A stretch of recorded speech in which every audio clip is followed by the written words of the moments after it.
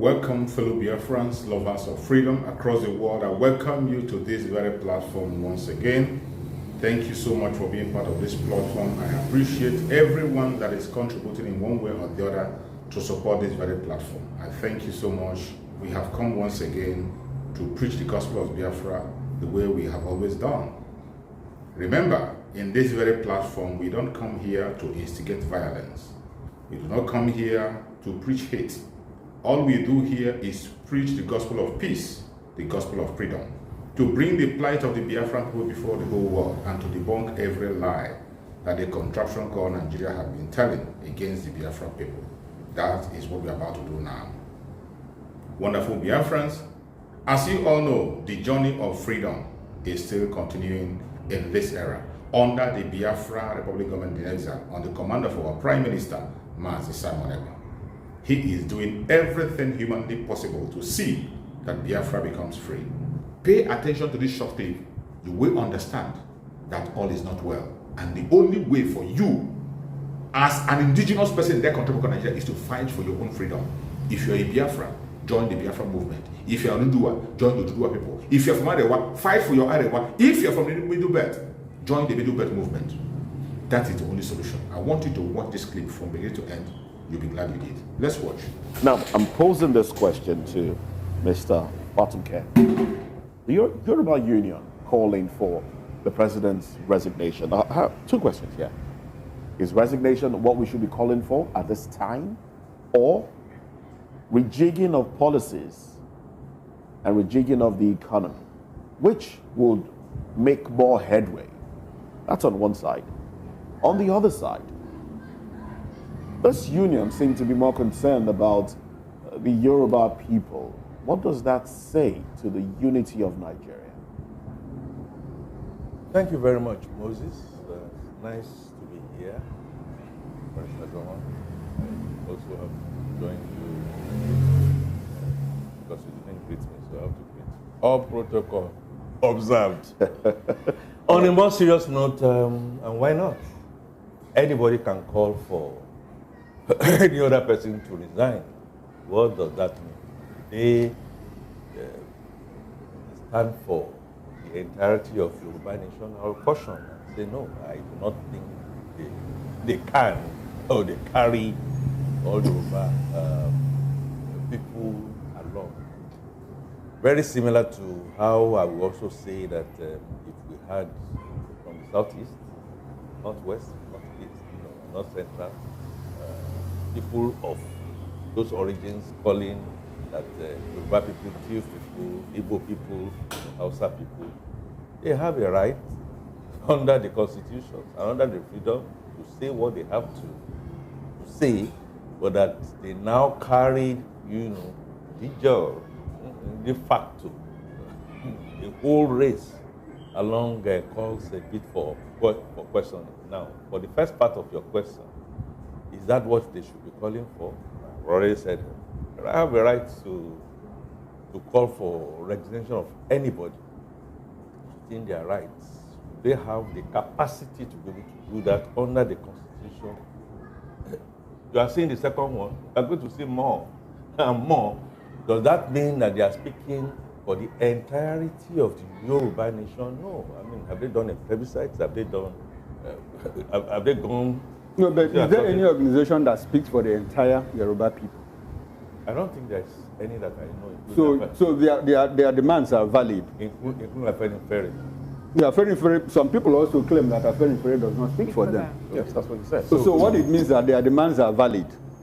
It means, granted that there is no pan-Yoruba organization that can say we speak for the Yoruba people. It means their demands are contrary to what you have said. I mean, if you are not speaking for me and you just go out and go out to say anything, please, I don't want us to limit this to whether Yoruba, no, but that is where it's coming from. The truth of the matter is, and where they are coming from, is they are making statements that are factual, and that is the fact that the country is not moving on the right direction and the right. Right. Now, Barrister Darlington, it looks like Mr. Abdul Jalil Tafawa Balewa actually is not in line with these people. He's of the opinion that President Tinubu inherited a near bankrupted nation?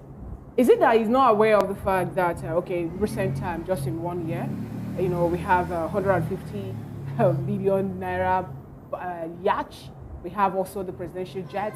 We have the VP's mansion renovation. We have Escalade. And these are the things that the president was able to achieve or to buy just for the presidential team, even when we're having a near bankrupt nation, in the words of Tafawa Balewa. Thank you, Fina. My take, first of all, let us look at what the Yoruba group was saying. Nobody should buy that statement. As far as I'm concerned, it's a shara.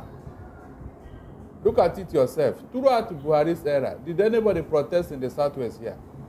And if you go back to our history, political agitation started in Lagos here, in the Southwest mainly. How come under Buhari and Tinubu, nobody now go to protest at Freedom Square? How come? I am telling you authoritative that if these people mean what they are saying, we would have seen them on the streets. They battled the Babangida, they battled Abacha, they battled Jonathan. How come under this regime you just talk? They don't mean it. Fina, okay, let another ethnic group go there now and protest against Tinubu or APC. You will see the reaction. But we've also seen how the law courts also issue out orders and restrict people that want to protest for the 1st August to 10th of August, # End Bad Governance protest to a particular place. Who went to that court? Was it not Lagos State government? So don't you also think that is what is kind of paving a way or pushing or making people not to move or get to the street now? No, it's not enough. Look, if you could battle the military, what are you telling me? Maybe you were not aware. This Southwest press and their people, they battled the military here. Abacha and Babangida. We saw what they did. How come all of a sudden, all of them, it's not as if they traveled though, it's not even they're not around, all of them are around, but they have remained quiet. Barrister, what exactly are you saying? What I'm saying is that this thing they said, I'm not buying it. They are not serious.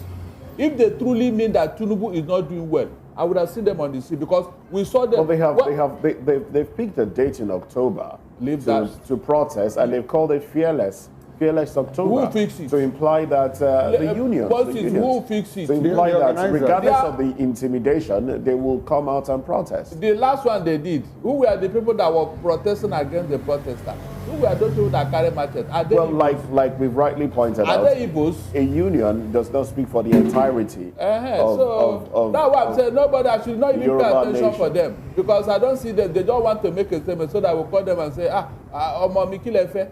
That is it. So back to the question of that's it now. the statement of Tafawa Balewa. So what do you have to say about that? The man that is speaking, where is he coming from? Please, I have said this severally. Let nobody separate Tinubu from Buhari or Tinubu from APC or Tinubu from past regime. Please, nobody should make that mistake. Abdul Jawad is even a PDP presidential aspirant sometime Hold on, that one is in the past. He told us himself that he was coming to continue where Buhari stopped. And he was going to consolidate Buhari's legacy. Tinubu told us this. So why will you not be giving him a soft landing? Tell me, on what basis will he be saying that? And has he shifted from that pronouncement? He's still there, and he's even doing it towards Buhari. And somebody is telling me this and that. You inherited a bad economy, and you are making it worse. And you said I should not be giving you, cutting a flag for you. It's not possible now. Tinubu knows what he wants, and he's doing it. Because Nigeria has been captured. APC have captured Nigeria, whether you like it or not. That's why they are doing everything with impunity and arrogance. Is he bothered? A president that is bothered that his country, he will remain in China by now. After what happened within Niger, 48 people died because of tanker and trailer, whatever. Explosion. No president anywhere in the world will see this disaster in his country and will remain outside. What are you doing there? So it doesn't bother about you. It's all about himself. And the people that are talking, they saw all this, they kept quiet. Imagine if it is the other way around. Moses, I am telling you, they would have been in the street by now, protesting. Telling you what has gone wrong with everything. I am telling you, I have seen this here happen several times. Ordinary election that happened last year. Did you see what happened? Those people who were harassing the Igbos and all that, were they Fulanis or Hausas? Who were those people? So please, when they put up this statement, I don't even want to talk about it because they are not what they are saying. They are not.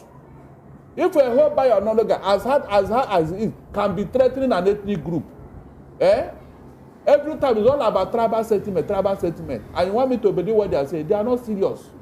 If they are serious, I would have seen them in the street protesting. Yes, they did it to Jonathan. Even when that man did not do one quarter of what Tinubu has done so far. Everybody knew what happened in that 2012 when they protested at Ojota. Has it not gone worse in that time? Why can't Bakar and his group come out and start protesting? Or are they not in Nigeria again? You see, all of them have remained quiet. All right then. Let's get back to Mr. Wafatunke now. This administration, I mean, a lot of Nigerians are looking at this administration, like they are trying to cow the people. They are trying to prevent people from exercising their civic rights, which is to protest. With all the arrests going on, protesters have been accused of treasonable felony, which is a grave accusation, if you ask me. What's your take on this? My take is, even good governance, we are not being properly governed, we are not properly structured. We have different tribes and tongues. I had baristas speak just now. And then no two sides will always win an argument. So we all just get into it. The truth of the matter is the pressure, whether surreal, imagined, or potential, stems from when you don't do the right things and don't govern well. Sani Abacha showed his fan. Are you saying that this administration, initially, are you when saying the people were president is not governing well? Nigeria is not structured to be governed well. Nigeria is not structured. Yes. So it's not the fault of the leader now. It cannot. It's the fault of the structure. Look, we cannot get into a rickety vehicle and you expect that you are going to get to desired land. What is the essence of electing an individual to take care of affairs of a nation if that individual is not to put structures in place and make things fall in line? What is the essence of putting a very good driver in a vehicle that has no tires?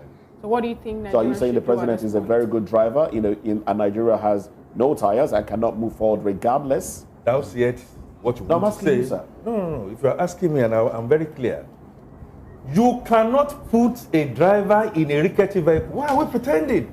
Why are we now looking at Bola Tinubu? What I'm saying to you, whether it is Bola Tinubu, excuse me. Yes, because whether it is, yes. But you right. heard from me that Nigeria is not being governed well.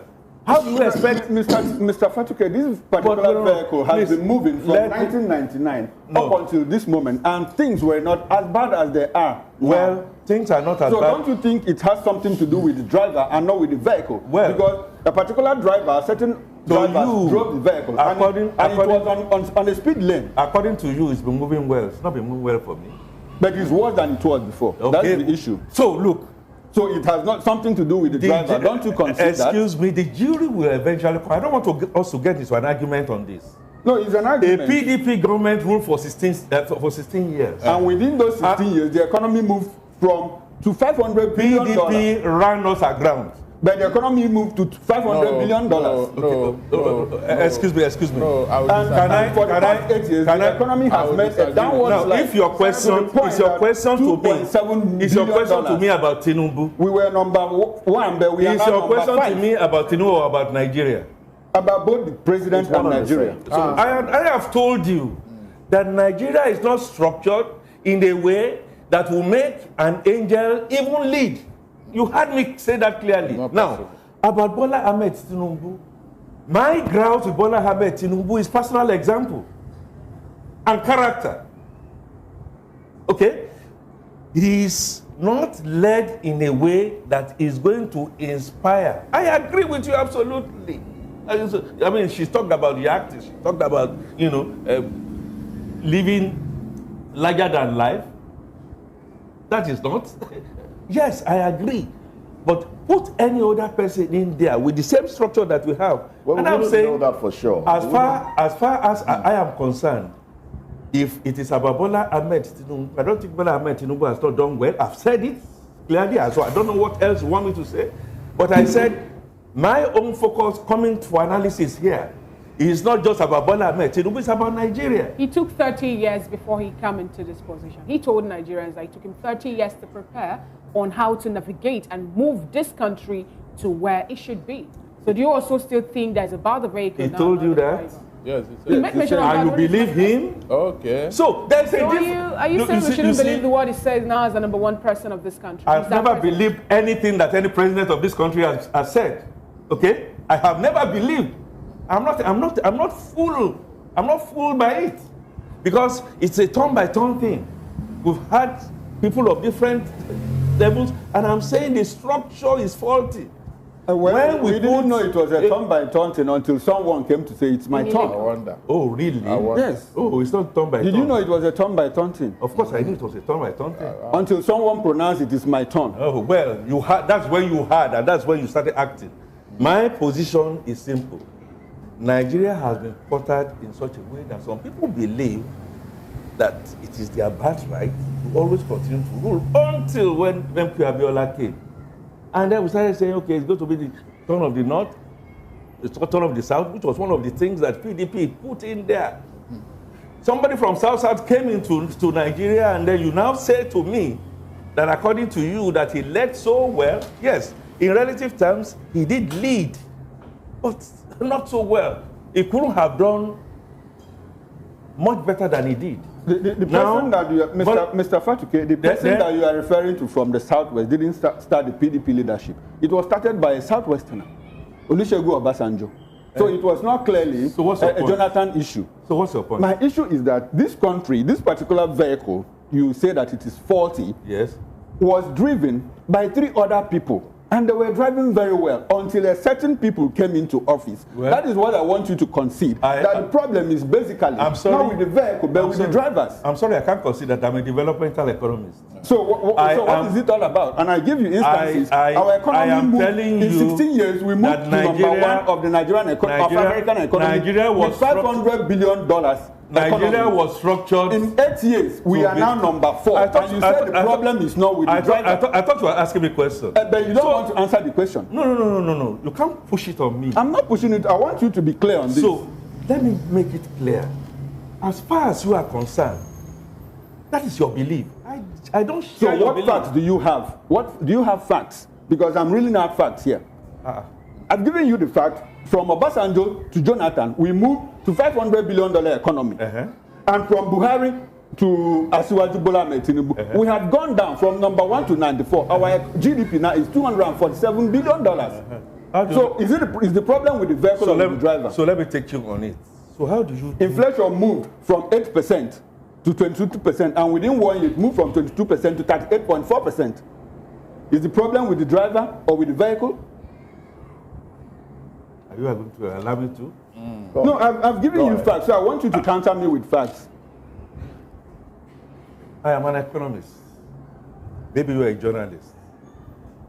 How do you measure? How do you do the basing that you mentioned? What was the exchange rate at the time that you are saying the economy was what it is? What is the exchange rate now? What was the inflation at that time? You see, if you go into the real economic metrics, because I see that the way don't look at it from that angle. Nigeria was primed in a situation where we got priorities all wrong. We were leading larger than life. We were stealing ourselves to stupor. And so, down the line, am I therefore saying that the people I met is better than others? I haven't said that. And I was clear, and I thought my English was clear. So, and that's why I'm asking you, what exactly do you want to hear from me? You want me to talk about Bola Tinubu? You want me to talk about Nigeria? I'd rather talk about Nigeria. I'd rather talk about the future. And I'm saying, going further down, Nigeria will continue to slide further and further. Bring an angel, he will not be able to rectify because the structure is faulty. We are not united. We are not looking at things from the same angle. A few people have cornered themselves together and they keep on cornering themselves back. Bola Tinubu cannot, exculpate himself from that. I've been clear. All right, now, Barrister, I need to also get back to you on this one. When we were talking earlier, I made mention of how some people protested even during the military regime, and there were nothing like arrest. Nobody arrested anybody, nobody gagged anyone, but rather the military listened. Now, this case in Nigeria, as it is the present time, Nigerians came out to protest #8BadGovernance, 1st of August to 10th of August. Over 2,000 people were arrested, and over 1,000 also were remanded. Now, my question is, Barrister, are you of the opinion now that the military regime kind of listened to the cry of people over what we have now in the democracy that we practice in Nigeria? Let us be clear. The military arrested protesters during their time, but it didn't deter them. I don't know if people get your facts. Hold on. I'm correcting some givings here. But if the military did what they did, we can understand. It's a military regime. They don't like opposition. But we are talking of a democratic governance now. And the man who is there now told us he was a human rights fighter. He did all in fact, he fought the military. So how come under his regime, this thing you are mentioning is happening? That is the contradiction here. After watching this very video I played, do you still have any doubt in your mind that Nigeria can never survive? My fellow Biafrans, it is either freedom or nothing. May Chukwu Okike Abiyama continue to guide and protect the Biafra Republic in exile, protect our Prime Minister Mazi Simon Ekpa, and protect our Supreme Mazi Nnamdi Kanu. Biafra government, peace, unity, progress, and equity. We move airborne.